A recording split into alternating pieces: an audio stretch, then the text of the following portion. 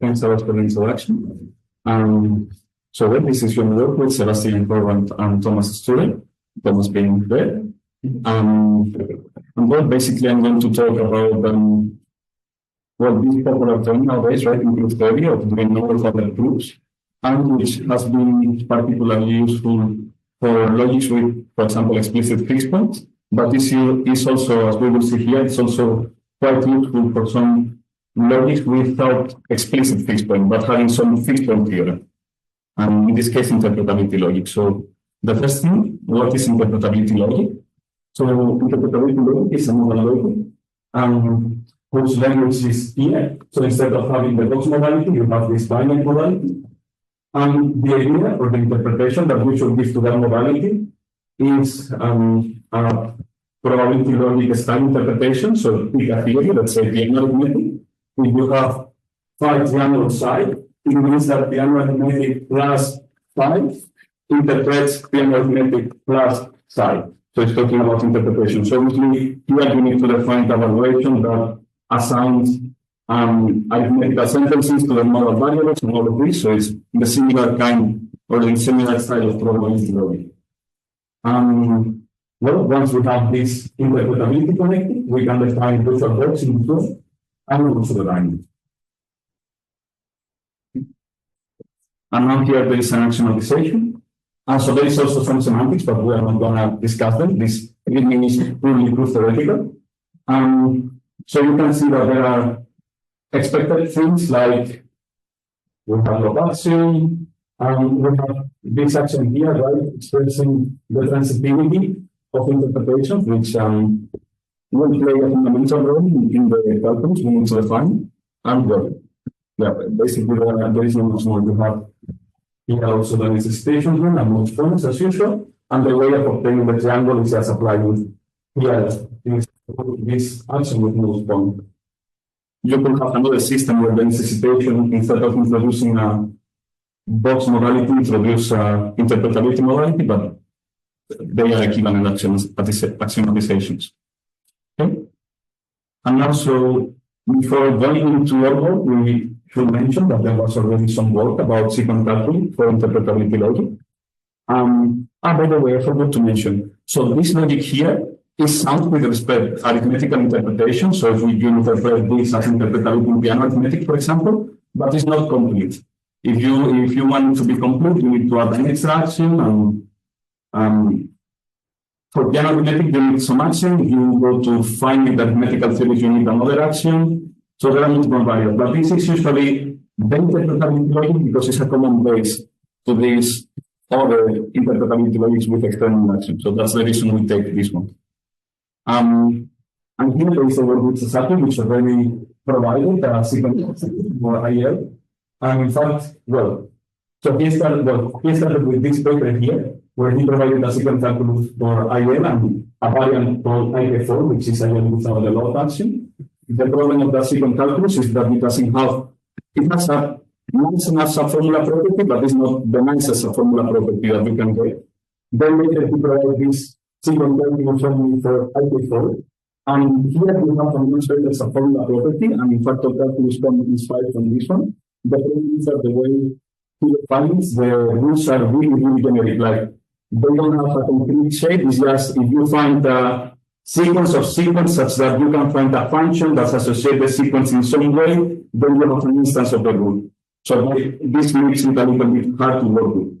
And finally, we also provided some calculus in the same style as the first one, but with this. So this is the extension that is complete with respect to the interpretation with finite arithmetics, this preservativity action.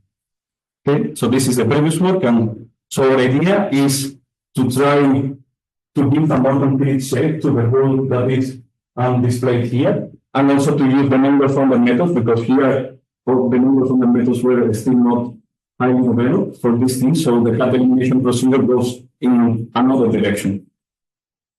And this is the way we are going to do it. So we are going to define two sequence calculus, a well-founded and an unwell-founded one. Like one better. Basically, you can show easily an equivalence between the Hilbert axiomatization and the well-founded calculus with that, as usual. And then we use that in order to show that the elimination of this well-founded calculus, calculus, we are going to use this cycle here. So the idea is that we are going to use the log rule to translate the well-founded proofs into non-well-founded proofs. Then we are going to do the type elimination in the middle setting. I will explain why in a second. And then we can return back here in Gaussian, and we'll do this in Gaussian history, okay? So with this, you can show type elimination in the well-founded setting. And in particular, this kind of scheme is it's inspired by some work on by Shinkamot in the worksheet. We can extend it to logics. Like there are many, in almost all at the same time, we always have here the unit of action, here you have always the same kind of recursion, and here in the data elimination in particular, you always use the same measure on cast, which is something that is not the case if you work in the well-founded calculus. So this is giving some uniformity to the proof theory of probability logics. But here we are going to see the example of interpretability logic. Okay, so first, the definition of the well-founded calculus. So just to fix some things. So for us, sequences are going to be two-sided and are going to be multi-sets of formulas. We are going to use this notation. So you have a set, multi-set of formulas. Triangle bottom is just the corresponding multi-set, right? That makes sense. And we are going to use this notation a lot. So if we have a capital phi with some set of indices, is just the set or the multi-set. Well, in this case, it's going to be, well, it can be multi-set, yes, because nothing tells you that phi 0 is different from phi 1. But basically, it's just the multi-set of the formulas phi whose indices are in this set of indices. So this is just some notation to express the sequence easier.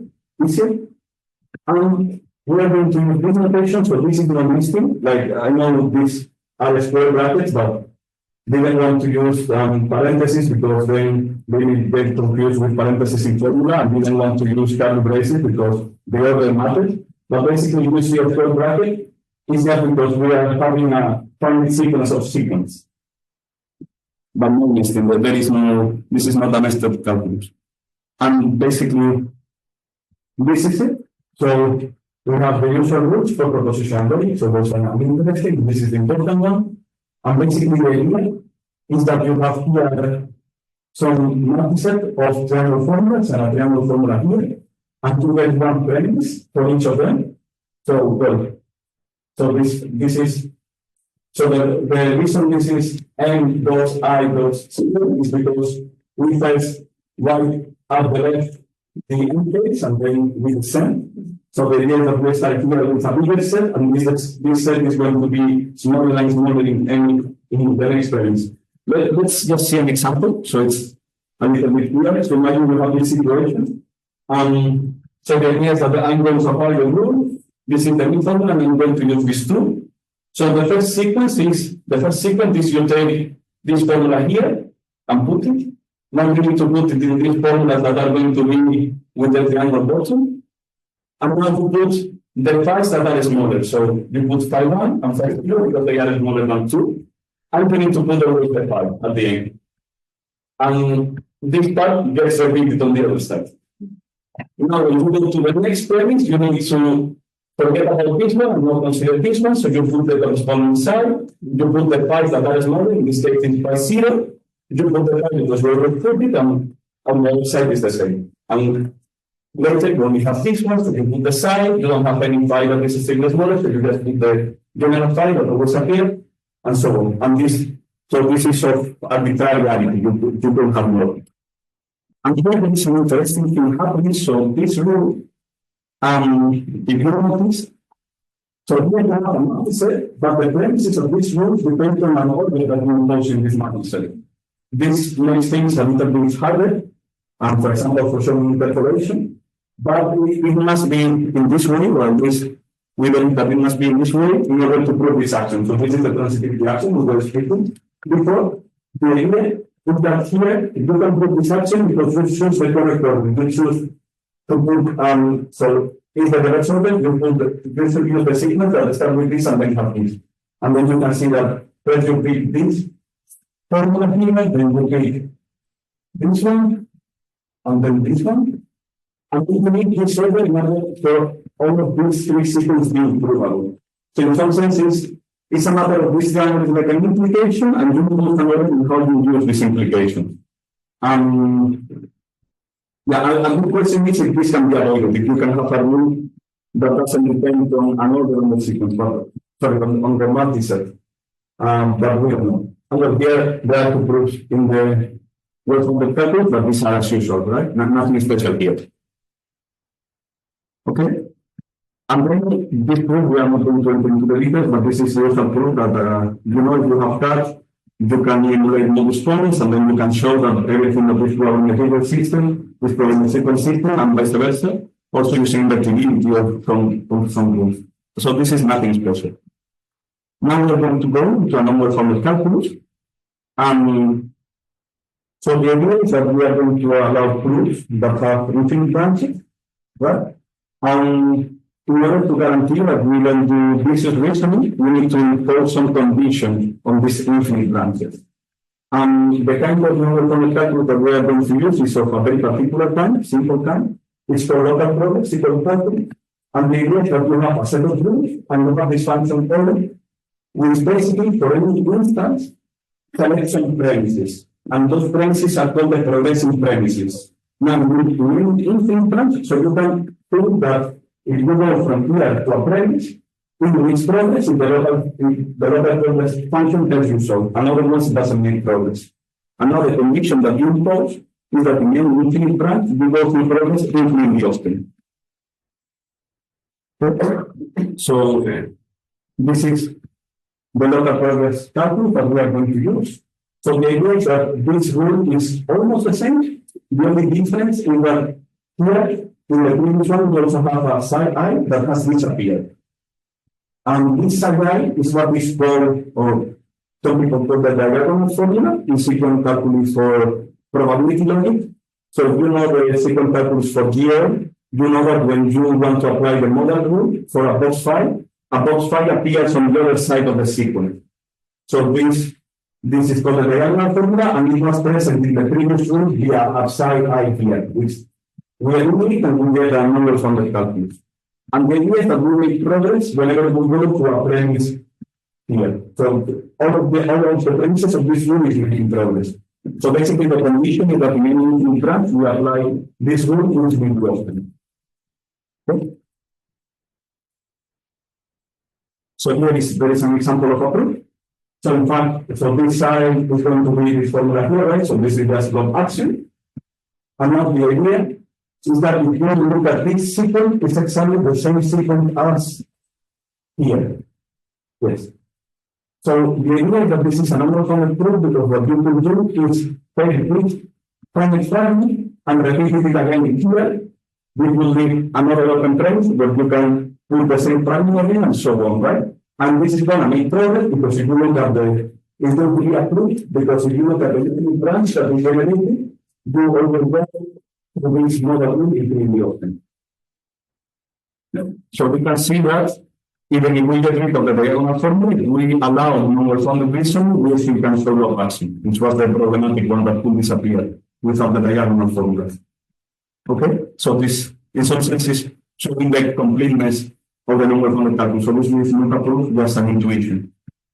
Now, and the way we are going to do calculation is really nice because even if this is an number from the calculus, we are going to treat it as a well-founded one. But in order to show, the first step is to slice the proof into finite fragments. So the idea is that we can take any proof and then we know that in any branch in this branch is infinitely often. So then we can define an equivalence relation that relates two nodes infinitely in the movement path from one node to the other, you will make progress. So for example, these two nodes are related because if you take the movement path in one, this is not another node, so they are related. However, this one and this one are not related because if you take the minimum path, you go through another route, so you are really in progress. So the idea is that this divides the number from the infinite proof into finite fragments. And these fragments are such that when you go from one fragment to another, you know that you are really in progress. Because otherwise, the nodes will live in the same fragment. This means that any, so we call these things, these finite fragments that end in application for the model rule or in leaves are called local fragments, and we know that any linear from the tree generated by local fragments must be approved, must satisfy the branch condition. Also, this allows you to recover, because in the linear from the setting, we don't have a notion of height of the group, because we have infinite branches. This allows you to recover a notion of height, which we call the local height, which is just the height of the triangle at the root. And the triangle at the root is also called the main local triangle, and it's going to play a fundamental role in the elimination. So, well, I'm going to go a little bit quickly, but basically you can show a similar rule to Love's rule in this syntax, and then using this and a correct action, you can transform proofs from the well formula to the normal formula. This is pretty straightforward. You also can define a notion of subformula, where you need to have a little bit of code, right? You can simplify things that this a little bit of a modified notion of subformula, because you need to include 5 triangle bottom and you have 5 triangle sequence for inside. But when you open this notion and using a recalculation in this measure here, you can transform proofs that don't have cuts in the normal formula system into proof in the well formula system again without cuts. For this, it's important that you get rid of cuts. So we basically have the top side and the bottom side of the square. We need the right side, right? We need the cut elimination for the new well formula system. And this is what I'm going to explain now.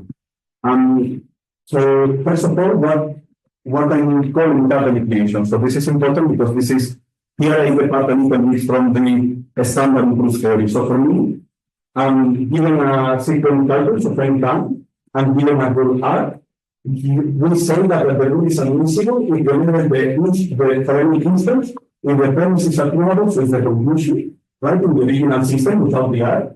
And I'm going to say that it's eliminable in case the rule, okay, so this should be R, not that. In case if you have the rule to the system, just to include the same sequence. Now, usually in standard proof theory, or common proof theory, these two notions are called admissibility because they are equivalent. From eliminability, it's easy to show admissibility, and from admissibility, it's easy to show eliminability via induction on the height of the proof. And I'm using admissibility in topmost instances of the rule we want to eliminate, right? And the problem is that in non-common proof theory, you don't have this notion of height, so this proof doesn't work. And you don't have, well, you don't need to have a top-notch application of the rules because you need to have an infinite branch with infinite application of the rule, and then you never can find that topmost one. So we need to differentiate these two, and the idea that we are interested in this notion because it's the strongest, but since it is stronger, it's harder to prove. So in order to make it easier, we are going to define an alternative notion of admissibility that not in this setting. And from this notion of admissibility, we are going to obtain eliminability. So this is from some previous work. And the idea I'm going to explain to. So imagine I picture a ruler from the proofs with these big triangles. If they are gray, it's because they are allowed to have that, and if they are white, they are not allowed to have that. And then the small triangles are going to be local fragments, right? So the idea, the notion of admissibility that we are going to use is different from local admissibility, which is if you have proof of the premises, such that the cut rule is composed to a local fragment, then you can obtain a proof of the conclusion where cut is not used in the new local fragment. So the usual notion of admissibility is if you have to prove that are cut free, you can obtain a proof of the conclusion that is cut free. Here it is similar, but instead of being cut free, is locally cut free. Is cut free at the main local fragment. So once you have this local admissibility, the induction on the local height is easy to show that you have this kind of function here that goes from an arbitrary proof with cuts anywhere to a proof that then we have cuts above the main local fragment, and then applying this step recursively, you can do a transformation of this kind. So, a linear funded proof can be visualized as a linear funded tree of local fragments, right? And then when you apply this local, what we call local eliminability, this step here. When you apply local eliminability here, you will obtain a proof like this. Now we can fix this problem, we change it. You know what I mean? I'm not apply local linearity here again. Obtain what's here and here. Obtain what's here and here. Then we fix this problem, then we will touch it again, and then we will do this process to the room, you will obtain approval this without that. All of this in the paper is done properly using the categorical notion of correct action. So this is a picture to visualize it, but all of this has been done rigorously. Okay? So that's basic. We just need to show this local admissibility property and we will obtain cut elimination. As I said, the notion that we are going to use is always the same for probability domains. It's going to be the size of the cut formula and the sum of the local points of the premises of the cut that we want to locally admissibly disappear, let's say. So here I have written how the cut elimination works here. So again, it's a little bit involved because you have an order on the premises and matters and all of this. Basically, the idea is that, well, if you can picture, the idea here is more or less that you have a premise that will have the cut formula on the left, and then the idea is that we replace that with many other premises that don't have the cut formula. Again, this is really hand-wavy, but in the slides is perfectly defined. Like you need to apply the instance with that premises, and then these premises are defined this way. So it's not really beautiful, but it works. It's a little bit involved. But yeah, basically you're saying within your paying cut elimination for the normal funded system, and from the square that we saw at this start, you also obtain cut elimination for the well-funded system. And the good thing about this is that the same thing we have done for interpretability logic can be done for GL, Galois logic, for Gregorczyk logic, for Wigner-Gregorczyk logic, for binary probability logics, for linear interpretability logic. So this is really uniform, and the measure is always the same. It doesn't change, which is not that typical in cut elimination for probability logics. So getting rid of the diagonal formulas is quite useful to simplify. The idea always is that the cut, so for example, in the GL case, the cut reductions that you obtain in the normal formula case are the same as the one that you obtain in the system for K4, because in that you are now numbers on the destructor. Okay. So now let's finish with the conclusion. So the first conclusion is that in this probability logic setting, the amount of normal functions that you need is pretty little, and it can be treated uniformly. Like if you notice in the proof of the proof of local admissibility of cut is an induction, and the induction is only plays a role when we go from this notion to eliminability. But we already showed it once that this notion implies eliminability, so we don't need to come back to it ever again. So we can really forget about the number fundaments of the calculus. Another thing is that a system variable 2, which is the index of society, is quite easy to derive from the system of IM, sorry. And also you can derive systems for linear interpretability logic using this system. Also, it's not here, but we use this work as a base in order to show uniform interpolation for interpretability logic, which was not known. And so some people thought about it using semantical methods, but the first proof have come through theoretical methods via non-well-founded proofs, which is interesting. Well, in fact, this is something I want to discuss. So for future work, well, we have again this was used for interpolation, but thanks to getting rid of the diagonal formula in the non-well-founded system, probably we can derive linear interpolation. So we want to strengthen this up a little bit. Well, I don't want to discuss this one, is a little bit more involved, but here there is some interesting things to do. Another thing to do is to design sequence calculus for extensions of interpretability logic and linear interpretability logic. In particular, the ones for interpretability logic probably will be ugly because some extensions don't have even interpolation. So probably it will look that nice. That is a question on how would they even look. And well, also, I have been claiming that all of this can be done in a really uniform way. for a lot of probability. So it would be nice if at some point we stop, look at the shape of the rules and say, hey, for any system with these kinds of rules, you can provide a non-uniform system, and then the cat elimination is going to work. So basically trying to cover all of these results into one, which is the question here is how can you fit all of this logic under the same umbrella? Like, is the shape of the rules, is this idea that you have a cyclic companion, like that you can go from a well-founded to a non-well-founded with this easy shape, this local progress shape? It is not clear yet how to do this in a loop. So it's interesting, but it's hard to say how to do it at once for all of them. And well, that's all. Thanks a lot for your attention.